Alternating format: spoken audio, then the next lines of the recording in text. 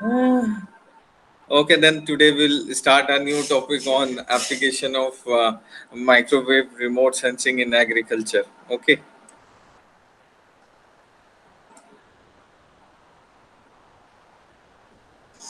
So you have already seen ki as we are reading the applications of remote sensing in various disciplines. When you're talking about application in agriculture, the overall goal is the community must deliver a reliable, relevant, and timely pre-harvest assessment of the crop area and production. So the success for any agricultural practices that we are performing in India, generally you say ki there is a it was a lot of shortage of food grains were post independence, but right now we have got self-sufficient food grains available with the governments and the farmer are producing a good quantity of agricultural products. So how did it happen? It happened because of introduction of good farming practices that were adopted by the farmers, which provided them detailed information about the soil, about the climate, about the precipitation, pre-harvest, during harvest, post-harvest. So in all the three seasons you have seen that Indian Council of Agriculture Research is there, PUSA is there, and various agriculture institute and the university has been established by government of India for coming up, for breeding up new variety of plants, new variety of vegetation, new variety of agriculture crops that can be grown over the different tough conditions, and that can be possible only when the scientists are interacting with the farmers. Nowadays the scientists provide each and every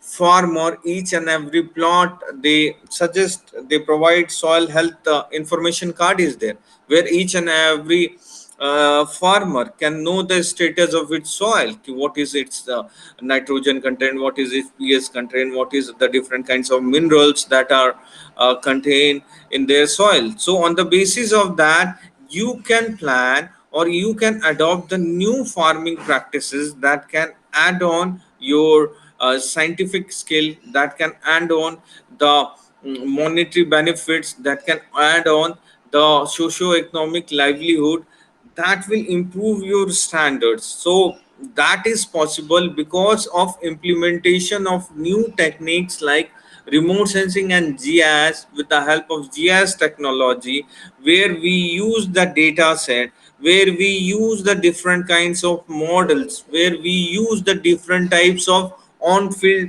observation related to crop acreage estimation, related to crop yield estimation, related to crop damage assessment, and the local people were trained, the local mass awareness were created, and finally you can see a more sustainable India, a more reliable India. So the data product, when you're talking about in terms of agriculture, you're talking about remote sensing and data, you're talking about ground information data sets, then you'll be talking about the various kinds of softwares that are required for different kinds of modeling. Like if you're going for forest application, you have got numerous models that are especially or specifically built for forests. Then you've got specific models made for urban area or urbanization. In the same way, we have got various models that are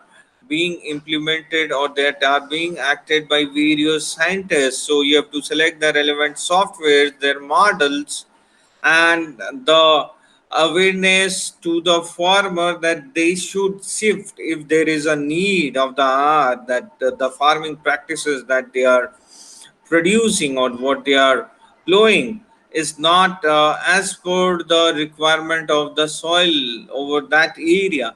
So the scientists can suggest an alternative way of cropping pattern, the alternative way of irrigation methods, soil conservation methods, rainwater harvesting structures.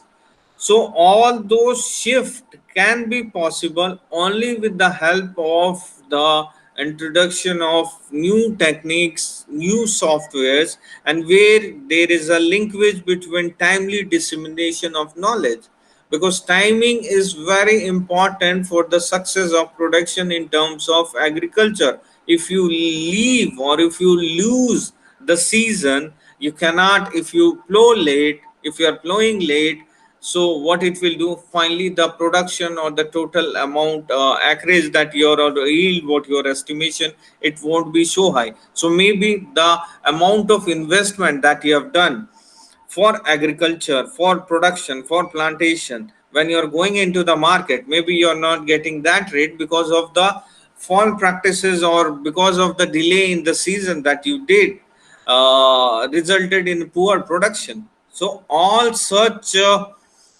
things, minute things, because if you go and talk to your former guardians like your grandfather or your father, maybe some of you must be from agriculture background. So when I am also from agriculturist farmer, I've got a lot of farmlands at my home. I've got a village. So by seeing, when I go to my village, the villagers, my uncle, my grandpa, by seeing the direction of the wind, they can suggest whether we are going to have a rainfall or not, or by seeing the cloud, or by there various other things that when they suggest, when they say, I'm very amazed and shocked to hear how that is possible. So that comes with experience, that comes with transformation of knowledge from generation to generation. So even if you talk about that the 70% of the population in India are agriculturists, out of that if you take out the percentage of education, it will be near about 50% of the population is illiterate, I'll say. Maybe I'm providing a more, but even if they have a degree, but the degree is more kind of a subjective knowledge than a practical knowledge, and all the knowledge what they have attained in their life was through their ancestors, was through their father. So what we have to do, we have to enhance their scientific ancestor knowledge with the introduction of the new techniques, with the introduction of the new equipments, so that you can have a better crop productivity in that area, and at last training your manpower. And if you have got a good agriculture in that area, you can train the analyst, and finally you will see a very beautiful, a very self development, a very sustainable society. And that is what we are talking about, smart villages, what the government of India has given the concept. So when you talk about remote sensing, always it comes to the word three M's, either it's mapping, monitoring, or measurement.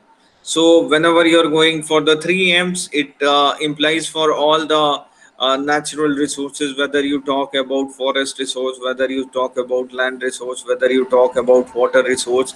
So using this remote sensing and GIS, you can do various kinds of monitoring of agricultural land uses change, like what are the cropland expansion that we have done, what are the cropland intensification, abandonment, changes in the crop type and practices that the scientists can suggest, and the farmers can equally change their farming practices. Thereafter, retrieval of biophysical parameters for use in classification, then suggest alternative cropping strategies already discussed, mapping of field tillage, crop residue, help monitor market supply and the demand. So right now, for the better management of your products, because many of the vegetables, many of the food grains required a very short duration of time to be sent to the market, otherwise it will be spoiled up. So in that point of time, providing the network,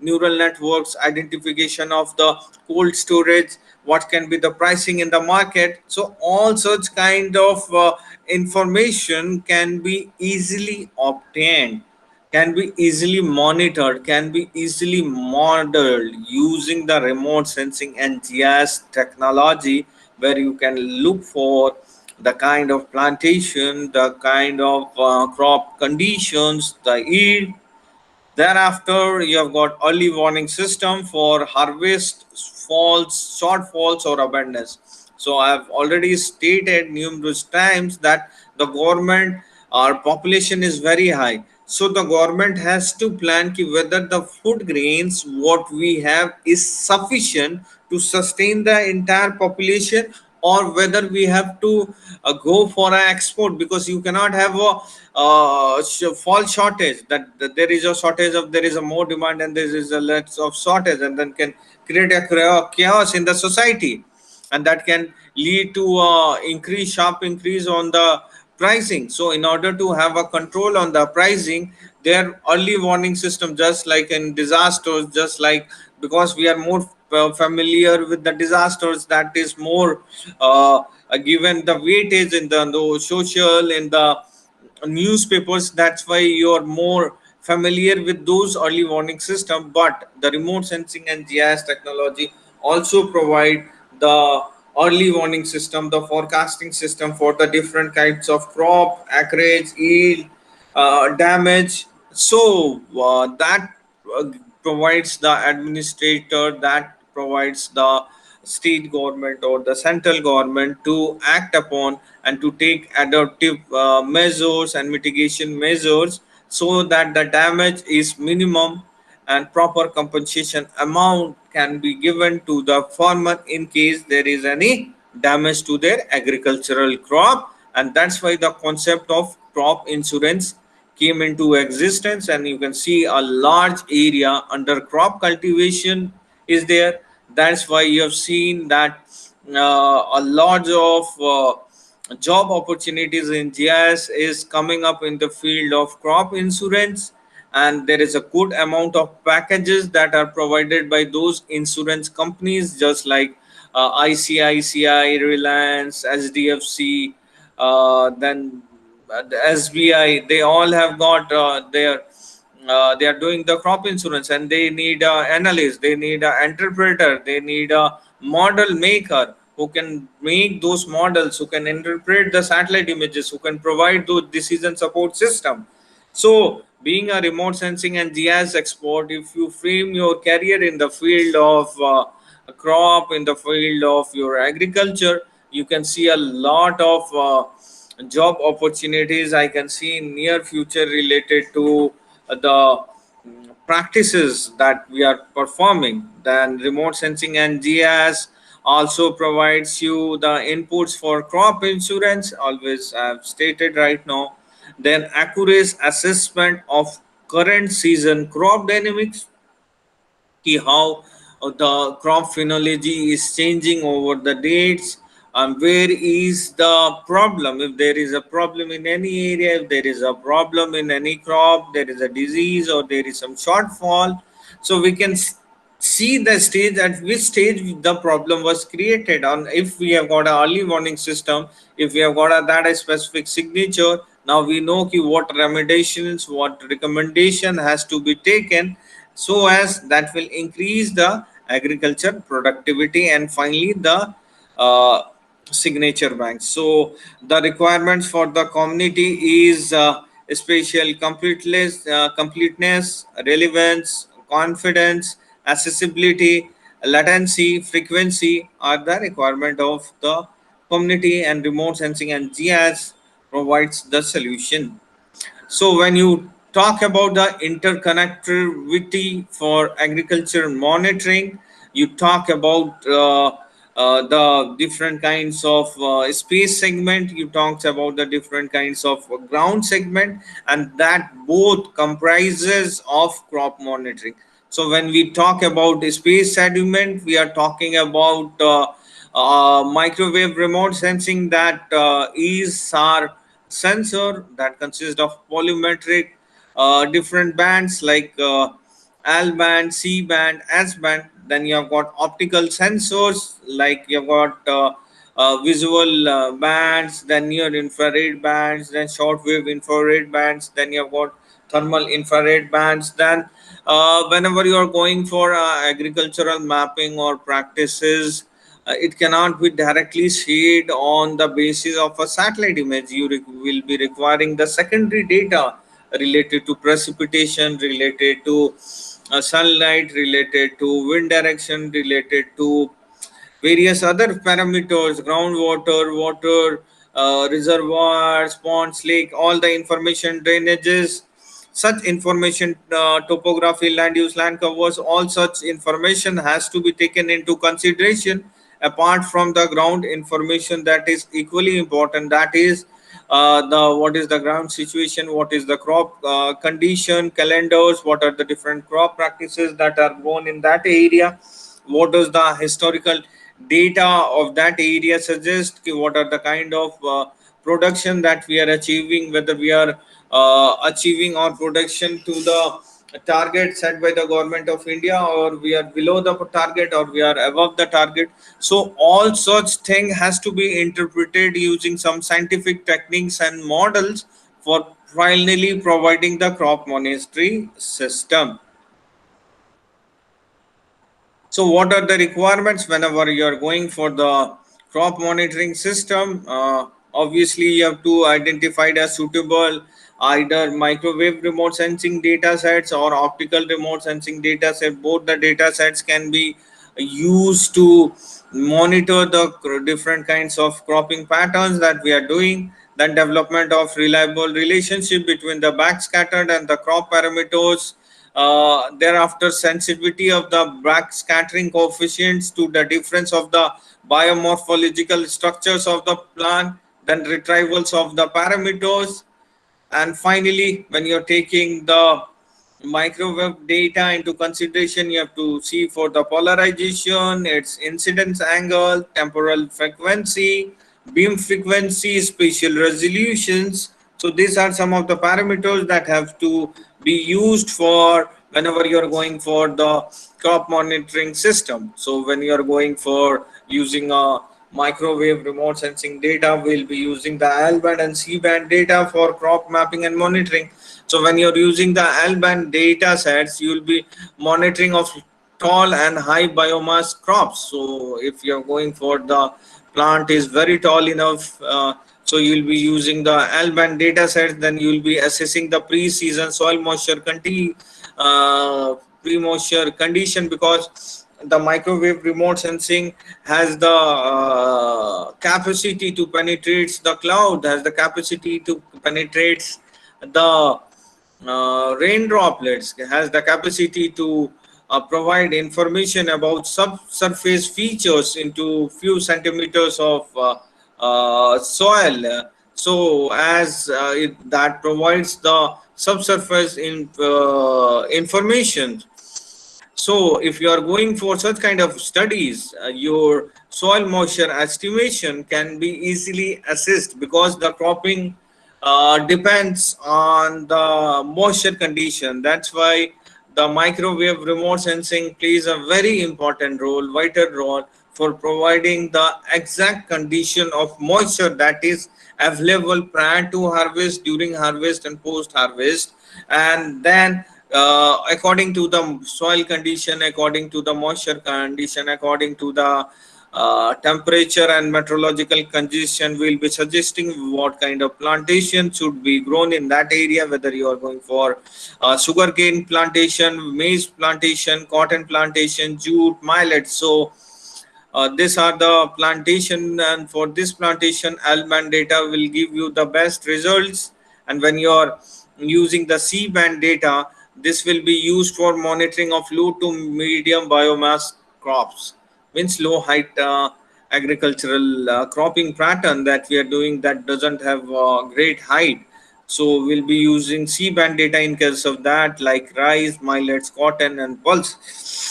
So using this, you can see that using the microwave remote sensing data, you can see what are the different kinds of practices, what are the states, what are their condition, which are the states which are producing sufficient amount of pulses, which are the districts which are providing the food grains. Now Indian agriculture and space technology. So you will see that the net thrown area is 141.6 million hectares, that comprises 43% of the area. Food grain production is 265 metric ton, Net irrigated area is 63.6 million hectares, that is 45%. Agriculture share of the GDP is equivalent to 14%. So that you can see that a large number of population is directly dependent on agriculture, that comprises of nearly 55%, means out of 100%, 55%. So if you are not providing a scientific method, if the production is not good, if so directly it will employ, it will be connected with your employment and with the GDP. And the average field size is 1.16 hectares. So now we'll be seeing that how during the decades the space technology has been regularly used in crop monitoring, crop yield estimation, crop forecasting.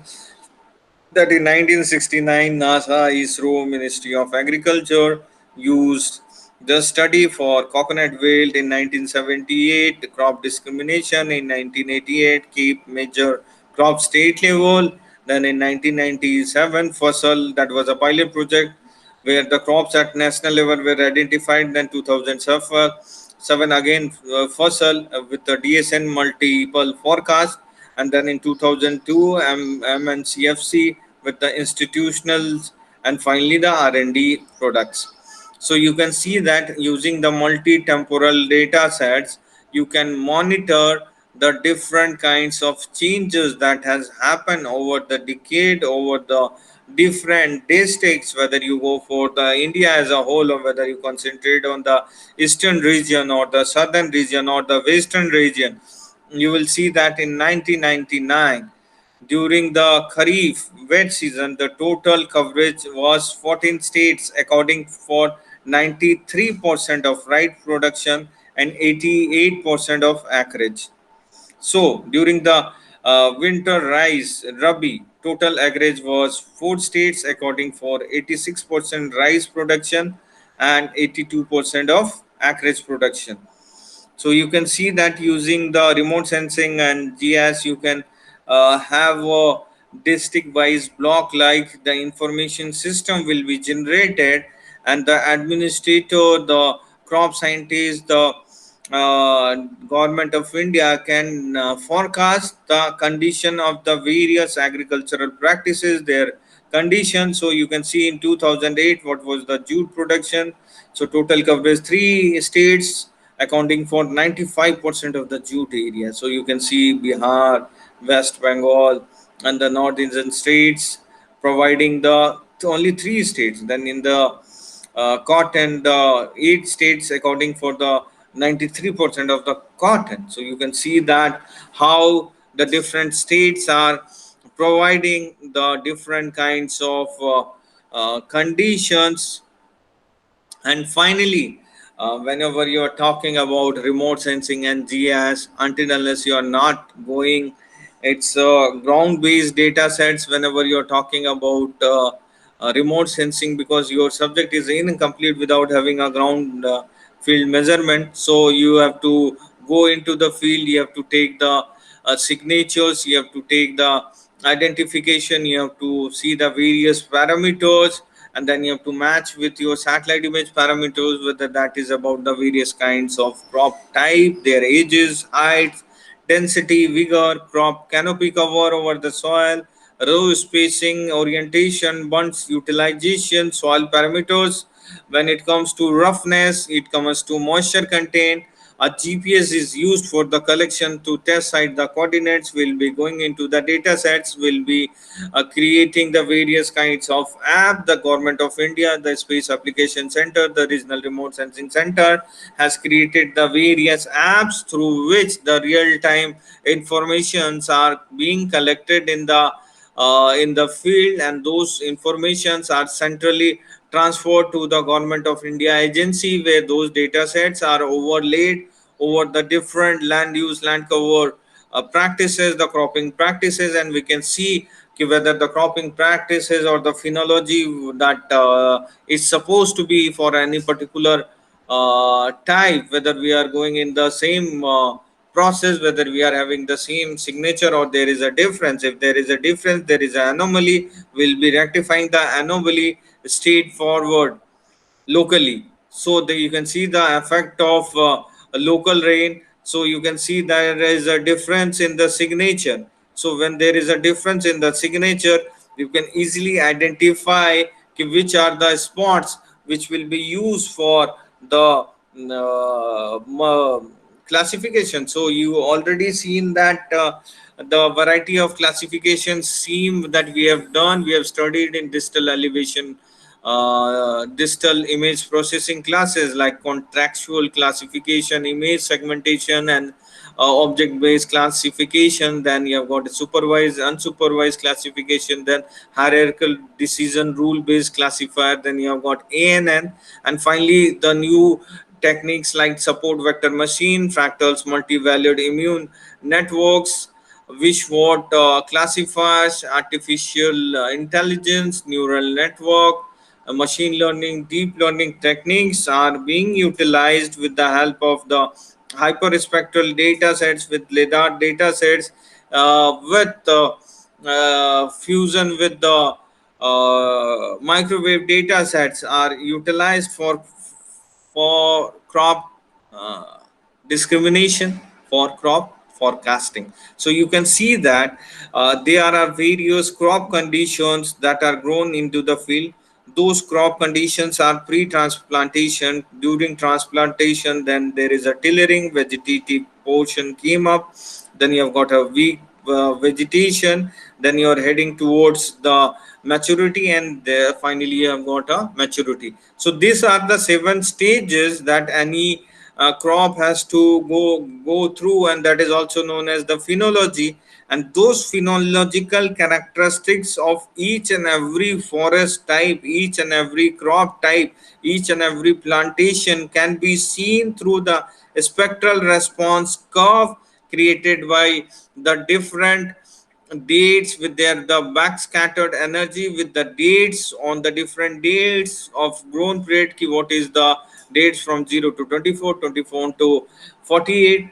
And you can see that how the different agriculture practices like rice, water, urban area, cotton, maize, sunflower behave differently in the different dates. And using those signature, using those characteristics, we can easily identify the crop condition ki whether the crop condition is good, bad, whether the maturity level what is expected. We are going into that orientation. Then you will be seeing that the days after sowing and the backscattered energy, you have got a millet, you have got a sheep groundnut, coconut. So you will be seeing how there is a deviation over the different period of time, and those informations can be obtained for creating of the spectral indices, the different creation of the different maps, which will be showing the two different training sites, showing the heterogeneity in the nature,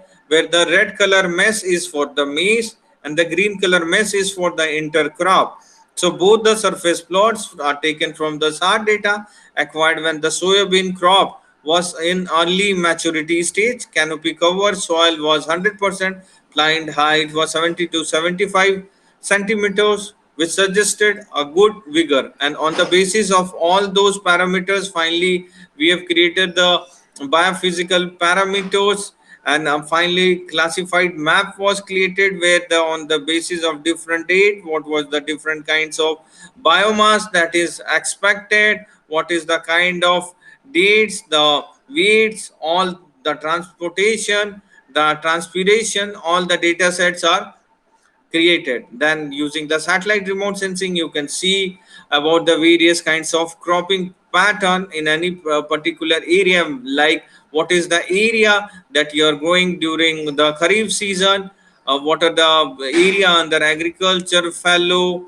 what are the area when you are going for the rabi cropping like potatoes, mustards, wheat, other crops fallow non-agricultural land.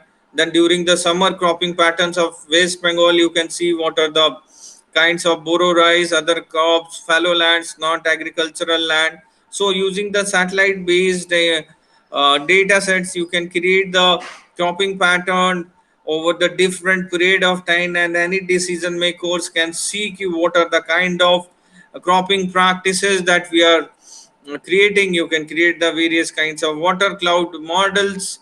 You can go for the various kinds of flood damage assessment, where the pre-monsoon, post-monsoon data sets will be taken into the consideration, and those data sets, the flagged affected area will be demarcated, and then those portions can get the damage through crop insurer. So in order to have a settlement, you will be requiring a remote sensing NGS expert. He will be modeling the data, who will be interpreting the data, and thereafter each and every farmer, in case if there is a damage to its log, will see what is the kind of damage, and according to the rate decided by Government of India, the said amount will be transferred to the farmer's account. In the same way, if there is a drought in any area, you can see that how the condition, how the what is the crop condition in a normal period time, and what is the crop condition in the case of there is a drought area. So you can see this yellow is the representative color representing the rice cultivation during the normal season, and the yellow color is again the rice during a drought condition. So you can see that a large area is severely affected by the drought. So if we are not planning accordingly, there can be a shortage of the products in the market. So in order to have a control in the market, such kind of models are very important for the understanding of the project. So cross polarizations are useful for differentiating vegetative surface from base surface, and for differentiating among various vegetation canopies such as agricultural crops and forested areas. One has to differentiate features during analysis of other polarimetric parameters like the degree of polarization, the pedestal height, and the variation coefficient, the minimum and maximum polarization orientation, and the co-polarized phase difference for land cover and crop type classification.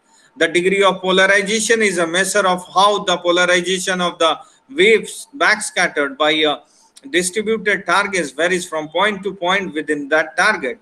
Smooth bare surface result in strongly polarized returns. A mix of scattering mechanism or diffuse scattering from thickness vegetation canopy covers will have almost completely unpolarized returns. Thereafter, the degree of polarization can be used for vegetation discrimination, as it varies as a function of crop type, growth stage, and polarization. The degree of polarizations also varies through the growth cycle of crops, decreasing as the crop canopy develops and increasing as the crop maturity and dropout. Cereal crops like rice, wheat, and barley may exhibit polarization effects primarily for vertical polarization, with only minor polarization occurring from horizontal polarization. For crops with a random chaotic structures like canola or cotton, the polarization signature can be much less sensitive to the orientation of the transmit waves. So you can see that how the remote sensing and GIS, the microwave data are taken, the satellite data are taken, then we are going for various kinds of phase waves, images are generated using the various kinds of calibration. We'll be going for the various kinds of models to create the coherence matrix, and finally the crop estimations. So the element in the covariance matrix are sensitive to the dielectric properties of the vegetation and the soil, to the plant structure, surface roughness, and to the canopy structure. Horizontally oriented leaves have strongly influence on HS backscattered. Vertically oriented stalks with scatters and attenuate primarily the VV backscattered, and the hanging heads may produce a strong cross-polarized backscatter. Attenuation through the vegetation layer is larger at C band than at L band. The off diagonal co-polarized elements tells about the correlation coefficient and the phase difference between the HH and VH components. The correlation coefficient is equivalent to 1 for surface scattering and smaller for volume scattering depending on the degree of polarization. The other off-diagonal elements are often not considered for applications because they are zero for randomly distributed targets with azimuthal symmetry. So you can see the various kinds of stages where we are showing the settling stages, early stages, then maturity stages in the crop response in different signatures obtained by the intensity images showing possibility of crop separation. The polymetric decomposition like dB, volumetric and surface scattering and H images can be added as information layers for classification. The potential of L and X SAR needs to be explored for this crop. So you can see how this different kinds of data sets using the different kinds of polarization can be utilized for identification of various kinds of agriculture practices, whether you talk about go for the seedling stage, whether you go for the early stage and you go for the maturity stage. And finally you can see that using the satellite data sets you can classify those data sets and you can create crop discrimination data sets where you will be identifying the different urban type, water, wheat, late wheat, mustard, gram plantations with the cultivation. So you can see that how this features can be used for classifying, and such data sets are regularly monitored, classified by the various agricultural scientists so as to provide us the real information about the different discrimination using the multi-frequency SAR images, where the using the X band different kind of HH, HV, popularization of September 2003, then C band, and then using the different kinds of different date of the same area. And you can see that how this data sets can be used to identify the different kinds of clopping pattern, their stages over the different over period of time over the different parts using the different spectral bands, and using those bands the backscattered energy, their spectral response curve, their coefficients are calculated, and you can see a very positive correlation among the various bands with the backscattered energy. And finally you will be going for a classified image, a hybrid polarized data for crop classification, where the different colors show different kinds of properties, where the red color shows even green, diffuse blue, odd scattering condition. Pink color areas signifies paddy areas, cyan colored areas signifying denser vegetation, and blue color area shows more of surface scattering, that is water bodies or fallow areas. So scattering contribution of different targets enables us understanding of the SAR targets interaction and gives an idea for the nature of the targets based on the classification. We can go for different kinds of surfaces when you are going for the scatteral contribution of different stages of different rock types, when different kinds of plantation, different kinds of urban periphery, different kinds of water bodies. So you can see that how the different bodies will be performing differently in different multi-subworld scattering, volume scattering, surface scattering, and then you have got low anotropy, medium anotropy, and high anotropy. So you have got different models will be used for identification, and that is used for the agent decomposition of the coherency matrices, and you'll be calculating it. Additional way of harnessing information for the SAR data is multi-frequency data throws of information like ratio of like to cross polarization HV care must be taken in the units and scale. Co-polarization phase difference can state whether the target is surface, exhibit volume or double bounce scattering. Texture analysis using a GLCM on unfiltered data. Fractal approach has been attempted by some researchers to obtain information through SAR. Does not quantify much. Temporal decorrelation study, data fusion, spatial and temporal frame spectral harvesting has to be performed. Then you have got different Rajar vegetation index that is used for creation on identification of early warning system. then the suggested surfaces that, yeah, and the sensor type you will be going like for land cover mapping. The application beings incident angle is large incident angle advantage is sensitive to target roughness, structure, moisture, geometric distortion due to topography. When you are talking about crop information like a type condition damage, you again be requiring with a large incidence angle. Back scattered advantages, back scattered energy is dependent on growth state and crop condition, soil moisture. A small incidence angle, it is sensitive to dielectric constant, roughness and topography also influence black scattered energy. Then you have got soil tillage and crop residue. Again, you will be requiring a large incident angle, and the advantage is sensitive to surface roughness, soil moisture, and root direction influence. Precision farming, large incidence angles for crop information, small incidence for soil moisture incidence or information, and they are sensitive to canopy structure and moisture as well as soil moisture. Resolution of the current sensor limits are used for mapping the zonal information than site specific. And with this, I'll be ending my today's presentation on application of remote sensing on microwave remote sensing on agriculture. Thereafter, we'll have a 5 minutes of group discussion with LMS quiz. With this, I'll be ending my presentation.